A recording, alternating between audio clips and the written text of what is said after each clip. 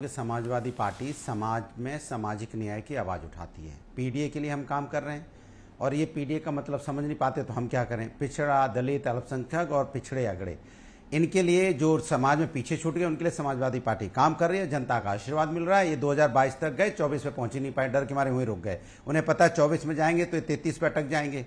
और अगर ईवीएम में और इस सब चीज़ों में चुनाव आयोग और इस सब व्यवस्थाएं आपकी ठीक ना रही होती तो 3 पे रह जाते, 33 पे नहीं आते। आज भी कह रहे हैं 37 सीटें हमारी आई हैं, गठबंधन की 43 उत्तर प्रदेश में आई हैं, तब भी हम डंके की चोट पे कह रहे हैं निष्पक्ष चुनाव बहुत अच्छी तरह होता तो आप 3 से ज्यादा ना पाते।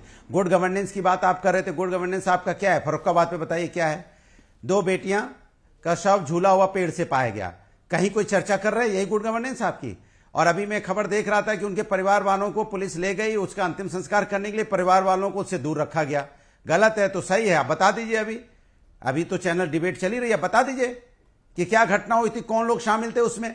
ये मत बोलिएगा कि कड़ी कार्रवाई होगी, नजीर पेश होगी। बहुत दिन से सुनने में आ रहा है, जब जब घटना होती है, चाहे हाथरस की घटना हो, तब भी यही बातें की गई थी। सारे सबूत मिटा दिए गए थे। रात के अंधेरे में बच्ची को अंतिम संस्कार करके और उसके सबूत ही खत्म कर दिया आपने।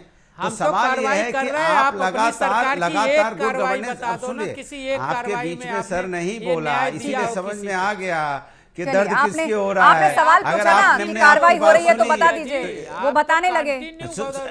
अच्छा बताइए क्या कार्रवाई है, बताइए। हम तो कर रहे हैं, बताइए। 2 बच्चे कौन लोग हैं? पूछ रहे हैं। एक कार्रवाई आप अपनी सरकार की बता दो। आपके नेता, अरे कौन लोग हैं बताइए ना, इधर उधर भागने लगे फिर। आपके आदर्श, अरे मैं आपसे पूछ रहा हूँ कौन लोग हैं, तो चले गए 2017 में। ये है आपका चेहरा, ये गुड गवर्नेंस है कि हम सवाल पूछेंगे तो पीछे। विषय यहाँ पर था कि समाजवादी पार्टी ने आरोप लगाया कि जहाँ 10 सीटों पर उपचुनाव है वहाँ पर यादव और मुस्लिम अधिकारियों को नहीं रहने दिया जा रहा, उनका ट्रांसफर किया जा रहा। विषय ये है, मैंने इसका सवाल आपसे पूछा कि ऑफिशियल शिकायत दी है तो उसका फैक्ट आपके पास कुछ है, कोई तथ्य, कोई आधार आपके पास है? आपने फर्रुखाबाद की घटना का जिक्र किया। चलिए, बहुत दुखद घटना है, कार्रवाई होनी चाहिए, मैंने आपको नहीं टोका। लेकिन इसका अर्थ ये नहीं है अनुराग जी कि आप सारी डिबेट जो है अपने हिसाब से विषय को आगे रख करके उसके इर्द गिर्द करना चाहेंगे।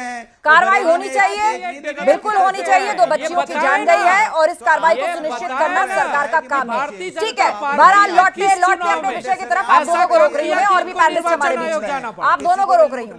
तमजीन अहमद जी हमारे बीच में। ठीक है अनुराग जी, बात आ गई आपकी, आपको जो कहना था उसके लिए उपयुक्त समय मिला, अब आप शांत हो जाए। तमजीन अहमद जी हमारे साथ है, कांग्रेस के प्रवक्ता।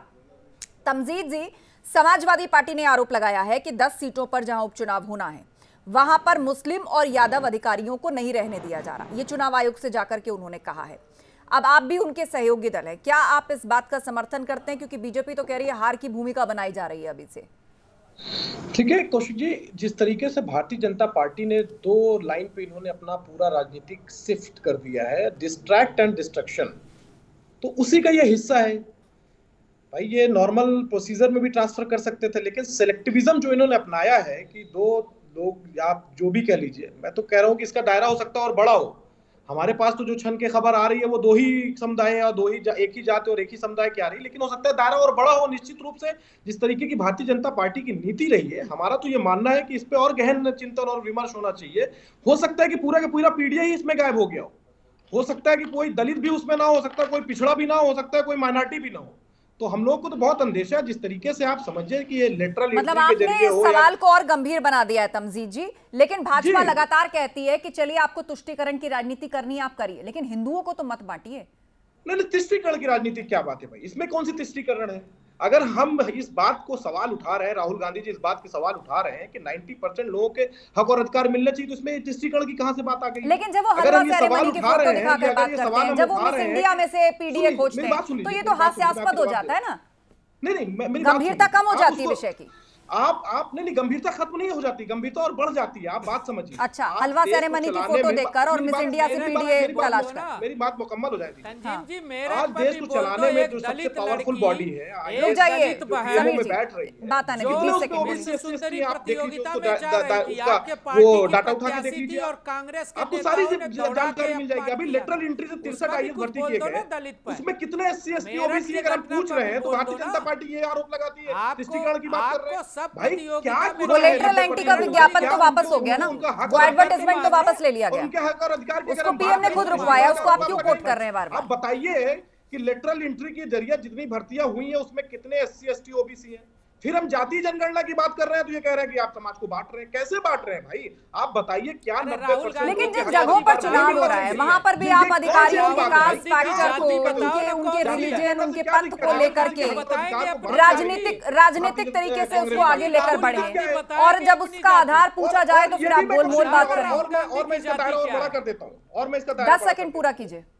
10 सेकंड में मैं कह रहा हूं कि कांग्रेस पार्टी का यह विचार है, जिस दिन हम सत्ता में आए हम जाति जनगणना भी कराएंगे, 50% के आरक्षण की सीमा भी तोड़ेंगे और सबका उनका हक और अधिकार दिलाएंगे। ये इंडिया गठबंधन और कांग्रेस पार्टी का वादा है।